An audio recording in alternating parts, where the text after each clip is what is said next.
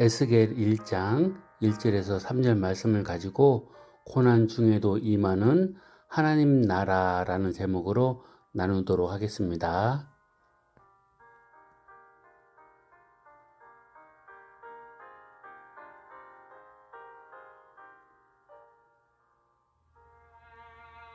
에스겔 1장 1에서 3절입니다. 사랑하는 성도 여러분, 에스겔서의 장엄한 서막 1장 1절에서 3절 말씀은 우리를 찾아오시는 하나님의 놀라운 은혜와 감동적인 임재를 보여줍니다. 때는 바빌로니아 왕 느부갓네살이 유다를 쳐들어와 많은 사람들을 포로로 잡아갔을 때였어요. 그 포로들 중에는 에스겔이라는 제사장도 있었죠. 에스겔이 포로로 잡혀온 지 5년째 되던 해, 어느 날 에스겔은 바빌로니아의 그발 강가에 앉아 있었어요. 그때 갑자기 하늘이 열리고 에스겔은 놀라운 광경을 보게 됩니다. 하나님의 영광이 마치 큰 폭풍처럼 몰아치는 것을 본 거예요. 그 안에는 불덩이 같기도 하고 빛나는 금속 같기도 한 것들이 있었고, 여러 이상한 생물체들의 모습도 보였죠.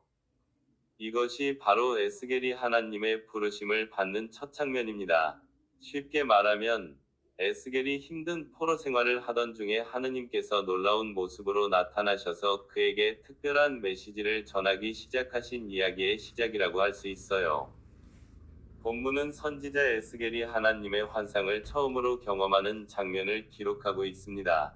이 짧은 구절들은 단순히 에스겔의 소명 이야기를 넘어 하나님 나라의 주권, 임재, 그리고 그 역동적인 성격을 깊이 있게 보여주는 중요한 단서들을 담고 있습니다. 1. 에스겔 1장 1절입니다.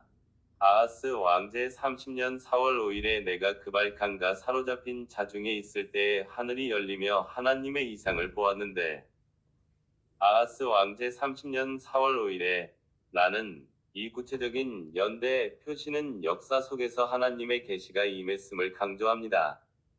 하나님 나라는 추상적인 개념이 아니라 실제 역사 속에서 구체적으로 개입하시는 하나님의 통치를 의미합니다.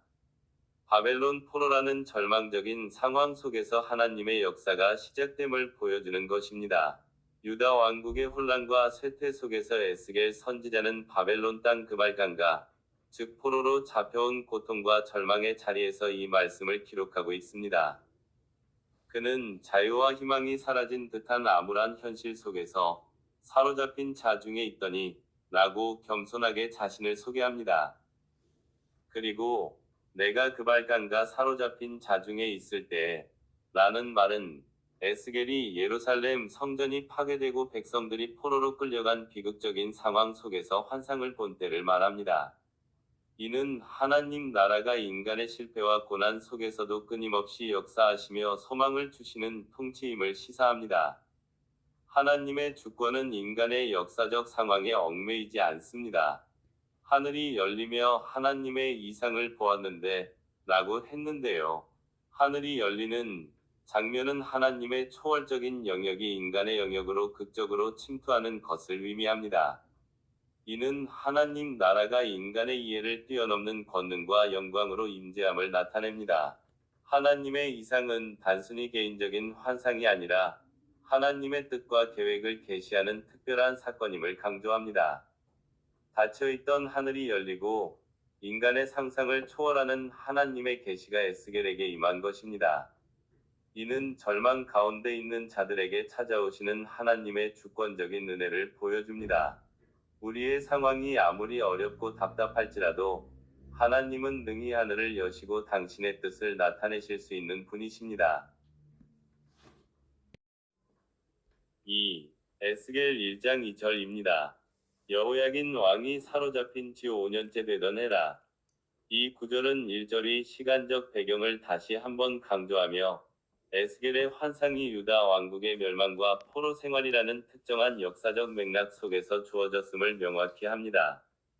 하나님 나라의 메시지는 추상적인 진리가 아니라 고난받는 백성들에게 구체적인 위로와 소망을 주기 위해 주어진 것입니다. 여호야긴 왕의 포로 생활 5년째라는 언급은 절망적인 상황 속에서도 하나님의 시간표대로 역사가 진행되고 있음을 암시합니다. 2절은 이 놀라운 이상이 임한 구체적인 시간과 대상, 그리고 그 성격을 더욱 분명하게 밝혀줍니다. 여호야긴 왕이 사로잡힌 지 5년째 되던 해 4월 5일에 라는 정확한 연대 표시는 이 사건이 단순한 환상이 아닌 역사 속에서 실제로 일어난 하나님의 계시임을 강조합니다. 3. 에스겔 1장 3절입니다. 갈대아 땅 그발 강가에서 여호와의 말씀이 부시의 아들 제사장 에스겔에게 특별히 임하고 여호와의 권능이 그 위에 임하니라. 갈대아 땅 그발 강가에서 라는 언급은 다시 한번 장소를 구체적으로 언급함으로써 하나님의 계시가 특정한 장소, 즉 이방 땅에서도 임할 수 있음을 보여줍니다. 이는 하나님 나라의 통치가 지리적 경계를 넘어선 보편적인 성격을 지닌다는 것을 의미합니다. 하나님의 영광은 예루살렘 성전에만 국한되지 않습니다. 여호와의 말씀이 부시의 아들 제사장 에스겔에게 특별히 임하고 라고 합니다. 여기서 특별히 임했다는 표현은 에스겔이 하나님의 특별한 부르심과 권위를 받았음을 나타냅니다. 하나님 나라는 하나님께서 택하신 종들을 통해 그 뜻을 드러내고 역사를 이끌어 가십니다. 에스겔의 제사장 신분은 그가 하나님의 백성을 대표하여 말씀을 전달하는 역할을 수행할 것임을 암시합니다. 더욱이 이 말씀은 부시의 아들 제사장 에스겔에게 특별히 임하고 라고 기록합니다. 에스겔은 제사장으로서 하나님을 섬기는 자였지만 포로라는 비참한 현실 속에서 그의 역할은 제한되어 있었습니다. 그러나 하나님은 이러한 그에게 특별히 말씀을 임하게 하셨습니다. 이는 하나님께서 우리의 신분이나 환경에 얽매이지 않고 당신의 택하신 자를 통해 역사하신다는 사실을 깨닫게 합니다. 그리고 여호와의 권능이 그 위에 임하니라 그랬습니다. 하나님의 말씀은 단순한 정보 전달이 아니라 능력과 권위를 동반합니다. 에스겔이 받은 이상이 단순한 환상이 아니라 하나님의 강력한 능력과 임재 가운데 이루어졌음을 증언합니다. 하나님의 영이 그에게 임재하심으로 그는 하나님의 말씀을 듣고 보고 선포할 수 있는 능력을 부여받은 것입니다. 에스겔 위에 임한 여호와의 권능은 그가 앞으로 보게 될 환상과 전하게 될 메시지가 하나님의 능력으로 말미암은 것임을 확증합니다. 하나님 나라는 능력으로 통치하시며 그 능력은 택하신 자들을 통해 나타납니다. 3절은 2절의 내용을 다시 한번 강조하며 이 계시가 일어난 장소, 대상, 그리고 그 성격을 재확인합니다. 갈대아 땅 그발 강가에서 라는 반복적인 언급은 에스겔이 처한 비극적인 상황 속에서 하나님의 역사가 시작되었음을 강조합니다. 절망과 고통의 현장이 오히려 하나님의 영광이 드러나는 자리가 될 수 있다는 역설적인 진리를 보여주는 것입니다. 결론적으로 에스겔 1장 1절에서 3절은 다음과 같은 하나님 나라의 중요한 측면들을 보여줍니다. 첫째, 역사 속에서의 하나님의 주권적인 통치를 보여줍니다. 하나님은 인간의 역사와 상황에 깊이 개입하시며 절망적인 상황 속에서도 새로운 역사를 시작하십니다. 둘째, 초월적인 임재와 계시임을 보여줍니다. 하나님 나라는 인간의 이해를 넘어선 영광과 권능으로 임하며 특별한 계시를 통해 그 뜻을 드러내십니다. 셋째, 보편적인 통치 영역을 보여줍니다. 하나님의 통치는 특정 지역이나 민족에 국한되지 않고 모든 곳에서 그 권능을 나타내십니다. 넷째, 택하신 종을 통한 역사임을 보여줍니다. 하나님은 특별히 부르신 종들을 통해 그 말씀을 전달하고 그 능력을 나타내시어 하나님 나라를 이루어 가십니다. 에스겔의 첫 환상은 이처럼 하나님 나라의 역동적인 성격과 주권적인 통치를 강렬하게 보여주며 앞으로 펼쳐질 에스겔 선지자의 메시지에 대한 기대감을 높여줍니다. 사랑하는 성도 여러분, 에스겔서 1장 1절에서 3절의 말씀을 통해 우리는 다음과 같은 은혜와 감동을 받습니다. 첫째, 하나님은 우리의 어떠한 상황 속에서도 우리를 찾아오시는 분이십니다. 절망과 고통의 자리에서도 하늘을 여시고 당신의 뜻을 계시하신다는 것입니다. 하나님의 역사가 인간의 상황과 환경을 초월하여 주권적으로 이루어진다는 것을 보여줍니다. 에스겔은 조국이 멸망하고 바벨론의 포로로 잡혀있는 절망적인 상황 속에서 하나님의 부르심을 받았습니다. 이는 우리가 어떤 어려운 환경에 처해 있더라도 하나님께서는 여전히 역사하시고 우리를 통해 당신의 뜻을 이루실 수 있다는 희망을 줍니다. 우리의 현재 상황에 매몰되지 않고 하나님의 주권을 인정하며 그분의 계획을 신뢰하는 것이 중요합니다. 둘째, 하나님은 우리의 신분이나 환경에 제한받지 않고 당신의 사람을 통해 역사하신다는 것입니다.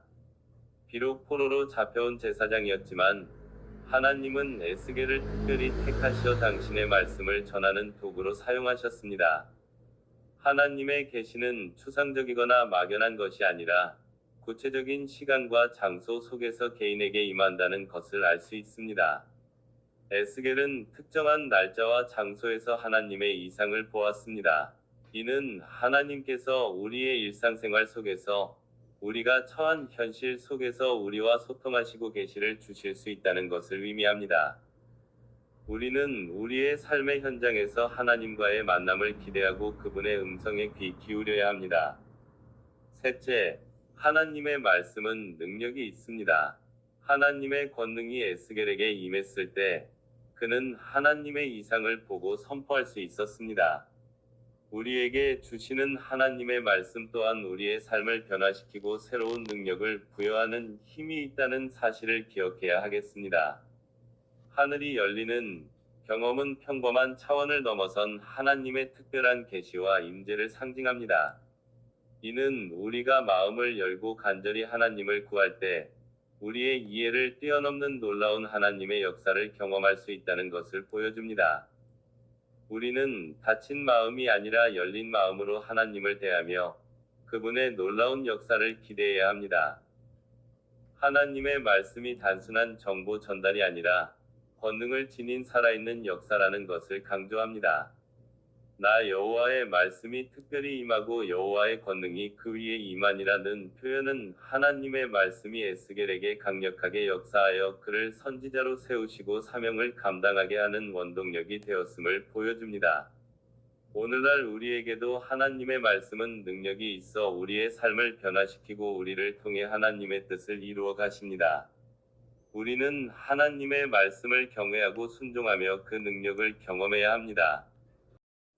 성도 여러분, 우리는 어떤 상황에서도 하나님의 주권적인 역사를 신뢰하여야 합니다. 우리의 일상 속에서 하나님과의 만남을 기대하고 그분의 음성에 귀 기울이시기를 바랍니다. 하나님의 놀라운 역사에 대한 경험을 사모하시기를 바랍니다. 하나님의 말씀을 경외하고 순종하며 그 능력을 맛볼 수 있기를 바랍니다. 이 말씀을 통해 오늘 하루도 하나님의 인도하심을 따라 살아가는 우리가 되기를 간절히 소망합니다.